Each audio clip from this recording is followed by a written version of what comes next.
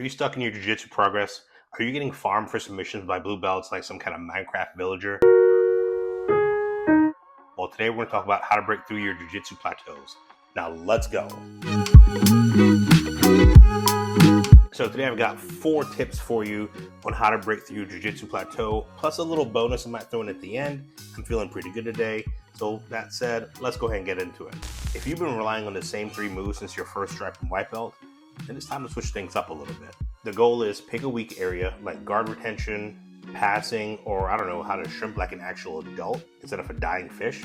Commit to improving one thing for a month, even if it means getting smashed. Growth is uncomfortable, just like that 280-pound brown belt put on you last year at the seminar.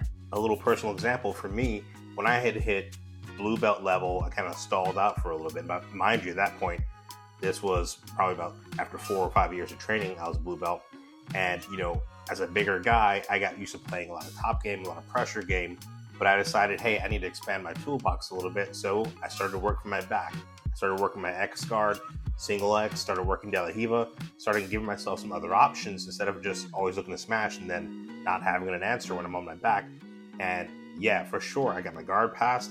I got crushed. I got tapped a ton of times. But I did it to the point where I was able to feel comfortable being on my back and off-balancing most opponents.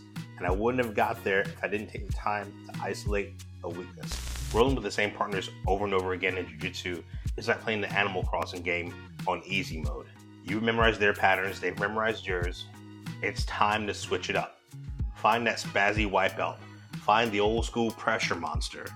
Or that purple belt that's sweating like he's running an ultra marathon in a sauna. Each one forces you to adapt and evolve, or at least how to hold your breath. I can relate another quick story for this one. So when I was younger, I'd started doing karate. That was my first martial art. And I was probably about 19, 20 at the time. I'd gotten my black belt after about 2 years. I know, big deal. But long story short, I thought I was the shit when it came to sparring. But then this one guy came in. He was an older guy at the time, probably about 35, had his family with him. And I was like, oh yeah, this guy doesn't know how to karate spar. I'm gonna tune him up a little bit.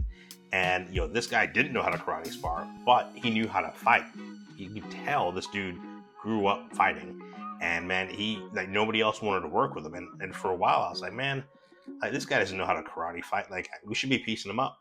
But we didn't understand. We didn't know how to work with somebody that was not cooperative. Like, that's the guy you want to learn how to train with. You want to learn how to control. You want to learn how to get better with, because that's the dude you're going to run into on the street, right?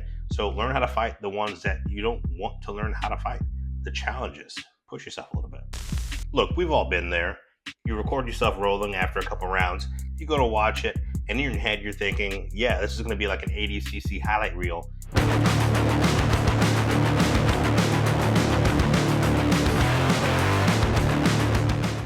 And then you see it and you're like, wow, that's bad. Like, actually very bad. And as you're watching in utter horror, you realize even leaving that arm out there for them to armbar over and over again, like it's some kind of all-you-can-eat armbar buffet. It's time to slow down.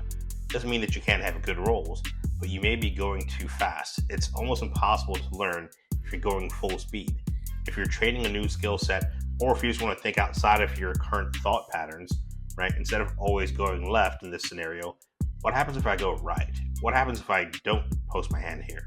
So by slowing down, you give yourself some time to think about some other options. Is it always going to work? Not necessarily, but if you're always moving around like some kind of Tasmanian devil, right? You're not working actual technique anyway. You're just trying to outpace your partner, and that's not jiu-jitsu. So is it painful to slow down? Absolutely. Is it effective? You bet. And I guarantee you'll start seeing openings that you never saw before. So before we get to tip number 3, almost everybody plateaus in jiu-jitsu. So let me know in the comments, what have your experiences been? Have you had plateaus? And if you have, how did you overcome them? Or are you in one right now? All right, let's get back to the video. This one may be a bit of a hot take, but it could be that you're burned out. It may be time to take a few days off. Go lift, go run, go swim, go stretch. Go answer those 100 text messages you haven't replied back to since the last competition.